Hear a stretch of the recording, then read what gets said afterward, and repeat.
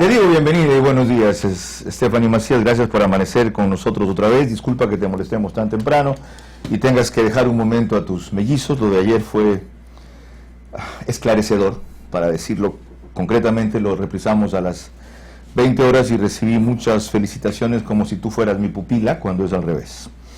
Stephanie Macías es graduada en la Universidad George Washington, tiene una maestría en gerencia política, catedrática del programa de gobernabilidad de la Universidad Católica Santiago de Guayaquil, en materia de asuntos políticos y regulatorios y política internacional de la Casa Grande, es presidenta de la firma Buró Estratégico, consultores en comunicación estratégica, empresarial y gubernamental, estratega, asesora y directora de campañas públicas y privadas de líderes, candidatos, ONGs y partidos políticos de Ecuador y Colombia, y consultora en entrenamiento estratégico para públicos objetivos y medios de comunicación. Esa preparación avala sus conceptos. Ayer usted dijo con mucha tranquilidad: no me arriesgaría a anticipar un ganador. En inglés, this race is too close to call. Esta elección está demasiado reñida para que se defina. ¿Considera usted, tras los hechos supervinientes, que está definida ya? Buenos días y bienvenida. Sí, definitivamente creo que esto solo es un momento de horas para definirse. Ya con 264, igual existen juegos estadísticos y probabilidades en las cuales si el presidente Trump gana esto, gana el otro. Ya esto es, como diría uno de los autores tan queridos latinoamericanos, crónica de una muerte anunciada. Esto me parece a mí, es una opinión personal, es un hecho, faltan las confirmaciones. Esto no quita todas las peleas legales que se vendrán, porque el presidente Trump y su equipo va a dar la pelea, como no nos sorprendería. Ese es su perfil y lo anunció desde el minuto 1 que así lo haría. Ahora, los hechos denunciados como como fraude, configuran un fraude, por ejemplo, que hay una cantidad de votos que aparecieron por correo tirados en la basura, que de repente, si no me equivoco, fue en Michigan, Chicago, Michigan, sí, Detroit es Illinois, en Michigan. De repente habían 138,000 votos rezagados y todos eran por correo. Y entraron los 138,000 y eran 138,000 pro Biden. Ya se sabe que la mayoría de gente que votó por correo era pro Biden, pero 100 de 100 es complicado. Lo otro que alegaban los republicanos, pues se les permite proximidad al sitio de votación para ver si especialmente los votos por correo están firmados, los datos corresponden, la fecha, etcétera. Y algunos recintos eran tapados. No se podía hacer la veeduría. Aquello en el sistema electoral norteamericano configura un fraude. A ver, se ha generado de parte del presidente Trump dudas razonables desde su punto de vista, pero los líderes republicanos, Mark Rubio, Mitch McConnell, el de la mayoría del Senado republicano, se han un poco bajado de esa camioneta. ¿Y por qué se han bajado un poco de esa camioneta? Porque en muchos estados, especialmente en el de Arizona, que se está contando voto a voto, y los estados que están contando por correo, existen cámaras y lo puedes entrar un poco al sistema de seguridad y revisar. También hay veedores. Entonces, estas dudas razonables planteadas por el presidente no han tenido mucha acogida, porque existe la veeduría y existen los lugares en los cuales sí se ingresa online y puedes ver el conteo. Tomo nota de su expresión, tomo nota de ella. Dudas razonables, es decir, no fraude, y menos sistemático, lo entiendo yo así. Lo otro, antes de seguir con Yolanda Torres, si prosigue Trump con estos reclamos, uno, pedir reconteos en ciertos estados, y en otros ir con la impugnación tan lejos hasta que llegue a la Corte Suprema, ¿qué tendría que pasar para que el resultado cambie? No la diferencia, para que el resultado cambie. Usted acaba de anunciar que tiene ya 274 delegados Biden. Un poco quisiera tomarme 5 segundos para explicar cuál debiese ser el proceso si se llegase a impugnar, porque muchos de sus seguidores en redes nos escribía internamente consultando cómo se vería el proceso. Entonces, me permito solo explicar un minuto.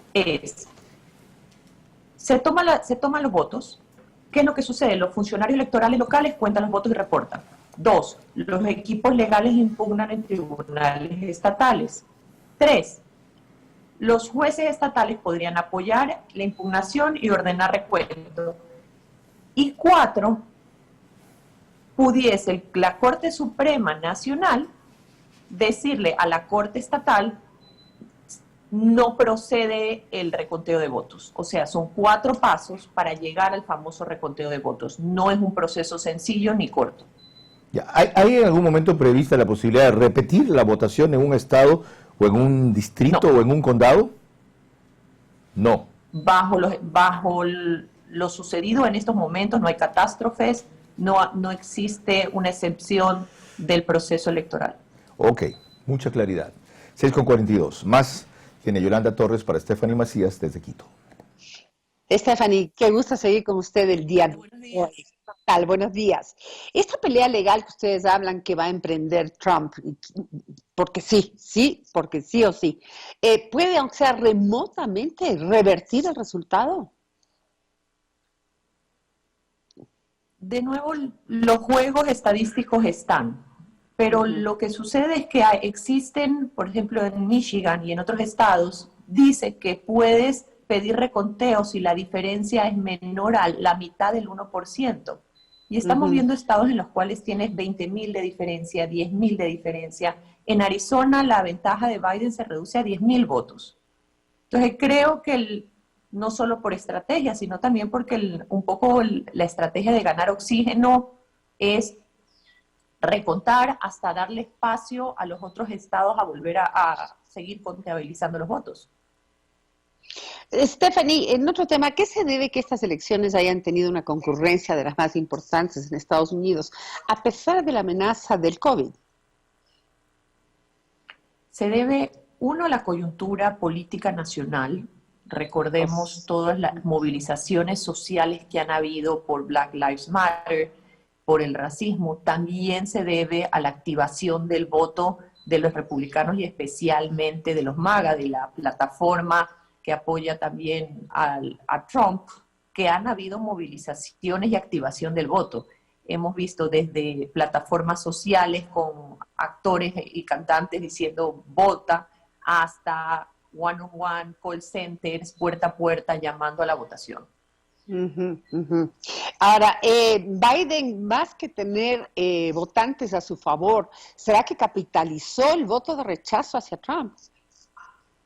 Sí, definitivamente es un voto rechazo hacia el status quo, hacia lo que estaba viviendo Estados Unidos, pero también es cierto que Trump está peleando en muchos estados. Entonces significa que tendremos que hacer un análisis de qué es lo que sucedió en Estados Unidos y ese sentimiento, si de rechazo de sus formas. La pregunta es si el votante rechaza los fondos. Cuando hablo de fondos, hablo de la parte laboral, de la economía, porque para estar tan pegados en las votaciones en ciertos estados, de nuevo, tendríamos que plantearnos si lo que rechazaban eran las formas y no los fondos. Qué interesante. Esto querría decir que la gente tiene una gran madurez, porque más allá de las formas, que son las que más se evidencian, sobre todo en su manejo personal, el de Trump, la gente pudo darle una lectura distinta. ¿Cuál es ese mensaje que la gente vio desde Trump que podría llevarle a votar por él? El tema, no sé, del empleo, el tema del capitalismo. ¿Qué pudo haberles atraído hacia Trump? Porque las formas son terribles. La economía era una fortaleza pre-COVID. Él también posicionó el mensaje, especialmente en los grupos latinos, por eso se lleva a Florida, lo que conversamos ayer, comenzó a usar terminología latinoamericana, el narcochavismo. También utilizó mucho estas guerras mediáticas con China, activar el nacionalismo, eso activó mucho los distritos urbanos y especialmente del sur hacia abajo. Sí existen algunas activaciones, reforma especialmente, y abro un paréntesis, porque si bien es cierto las formas y muchas veces los fondos en la parte del contexto, discurso, generaban una polarización en el votante, especialmente en los términos raciales. En el debate se negó a hablar, a condenar a estos grupos racistas radicales, se hablan de reformas jurídicas que ayudarían de alguna manera a las minorías, especialmente afroamericanas, y se le reconoce un poquito de esas reformas judiciales que pudiesen ayudar a mejorar la calidad y la objetividad en la cual un poco se juzgaría a los afroamericanos en crímenes menores.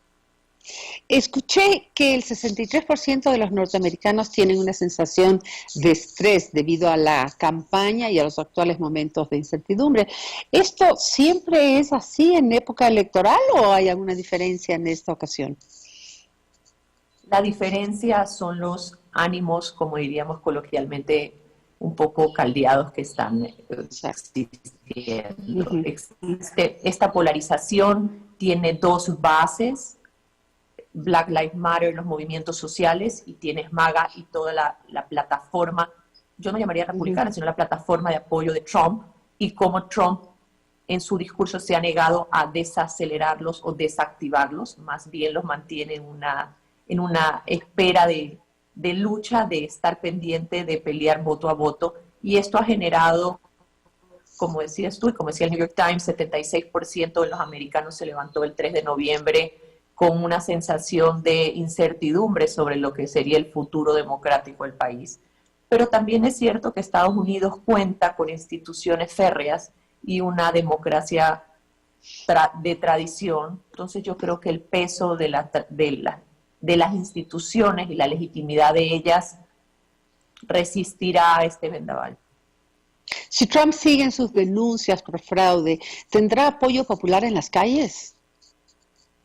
Creería que va a tener apoyo de su plataforma y de sus bases, pero ya estamos viendo a los republicanos tradicionales y especialmente a los líderes republicanos desembarcarse de esto, porque recordemos que ellos ya están pensando en que con el siguiente gobierno tienen que trabajar. Y recordemos también que ellos se dan cuenta que también tienen elecciones seccionales y Congreso en poco tiempo, entonces van a tener que de alguna manera trabajar y reactivar el voto para conseguir, de alguna manera, mantener el apoyo republicano en sus bases. ¿Debería seguir tapiada la ciudad de Washington como está hasta ahora? ¿En prevención? Sí, lastimosamente propio del perfil del presidente, él luchará hasta el último. Eso lo hemos visto desde el día 1 de su presidencia. Y no veo yo, salvo que algo más suceda, que no exista por lo menos grupos, unas mayorías, no quisiera decir la palabra mayorías, pero grupos robustos de personas yendo y a apoyar a Trump o rechazar las actitudes de Trump. Entonces, por seguridad, definitivamente mantendrán amurallada la Casa Blanca. Muy bien, muchísimas gracias, Stephanie. Vamos nuevamente con Carlos Vera. Vaya aquí. 6:49, Stephanie, me queda una última inquietud entre las muchas, pero necesitaremos más de una hora para evacuar aquello. ¿Cómo explicar que nuevamente the main pollsters, le dicen allá, los principales encuestadores, hayan fallado? Porque el margen que le daban hasta hace poco a Biden no tiene nada que ver con lo apretado que resultó la elección. Ellos le daban una ventaja de 8 o 10 puntos, finalmente 6 u 8, y si a puntos se refiere sobre lo que dominan votos populares, hasta ayer la ventaja era apenas de 2, una diferencia de 3-1 menos de lo que ellos decían. ¿Qué falla, tú que también conoces de encuestas, en la medición de la opinión pública hace rato? No solo allá, acá se equivocaron con el Brexit, se equivocaron con el triunfo de Hillary. ¿Qué falla? Creo yo que un profesor americano siempre decía que las encuestas es la foto de la realidad en ese momento. Pero si la persona se pone una peluca, se pone unas almohadas para parecer un poquito más de peso, si engaña a la foto solo refleja lo que se toma en ese momento. Y estamos viendo muchos votos y muchas personas que se negaban a aceptar que iban a votar por el presidente Trump. ¿Cómo desentrañar eso que le denominan acá voto vergonzante entonces? Voto vergonzante. ¿Cómo desentrañarlo? A veces lo que dicen es que cuando logras hacerlo no a través de focus group, sino encuesta, pero encuesta con papeleta, puedes lograrlo. Pero recordemos que en Estados Unidos las encuestas son online o por teléfono, entonces es un poco difícil lograr que esto suceda. Y solo para una anécdota, cuando estaban en las elecciones para el presidente Obama, llegó un famoso estratega y vio los resultados de una encuesta y decía, hay algo mal en esta encuesta. Hay algo mal en esta encuesta porque este distrito específico suele ser muy republicano porque son blancos, caucásicos, estudiados. Me llama la atención que esto era antes de las primarias. Tenga un voto tan férreo y robusto Obama.